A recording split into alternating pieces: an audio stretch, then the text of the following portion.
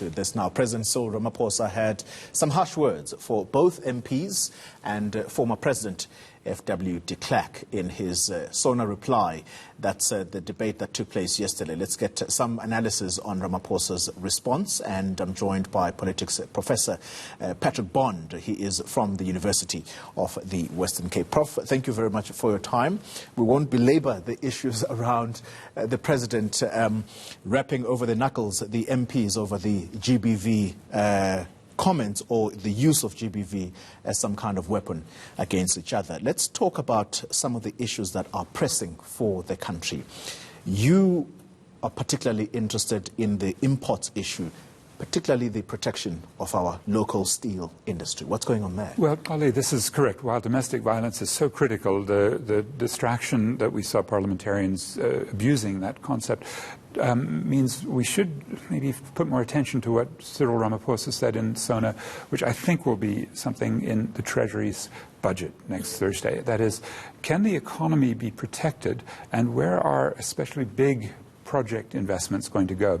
Because what President Ramaphosa said was some industries are so vulnerable, and steel becomes most critical because of Chinese dumping. That is, they're selling allegedly under the cost of production because they produce too much. They're over 1 billion tons a year. We're typically around 6.5 million, tiny amount, and that's just been devastated by Saldanha's closure. So part of ArcelorMittal is crashing. We lost the second biggest a few years ago.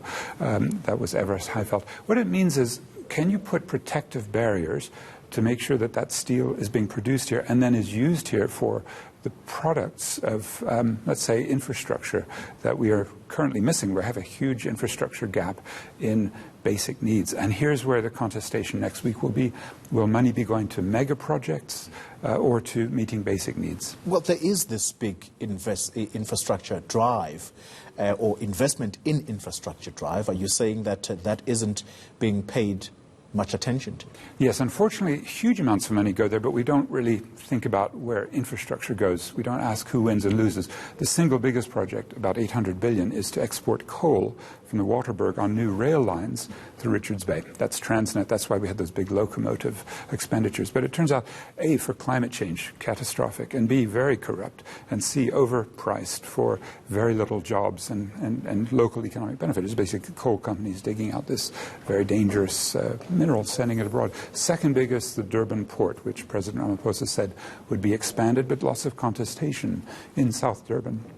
These mega projects, Kusile, the big coal-fired power plant, Medupi, which doesn't really work properly, and a new one, Messina Mercado, with more coal-fired power plants. These are what I think people are, as they learn about them, saying, is this the right way to spend infrastructure money when we have gaps in housing, water systems, electricity, municipal budgets are being squeezed by austerity? I think that's the contestation this coming week.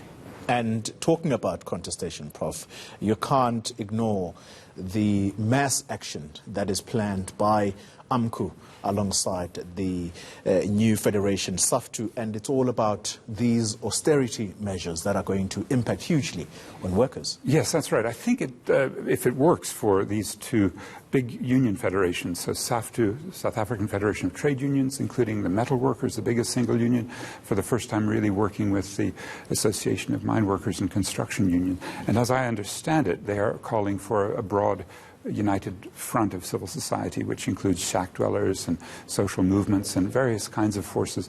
So they'll be protesting on Thursday. And I think we can recall from the battle to get AIDS medicines or fees must fall or service delivery protests. Sometimes this is a government that does respond and that actually only knows the language of protest. And when it's an embarrassment, as happened again and again with the former President Zuma, he actually gave the students what they wanted, except for the debt, historic debt. But I think that might be something we'd have to watch. Will the social forces, with their anger, the cry of the excluded is the name of this network, will they be able to influence the budget? We'll see on Thursday. Well, the finance minister certainly has a tough job ahead of him as he prepares to deliver his budget speech. Prof, I've got to thank you. And let me walk over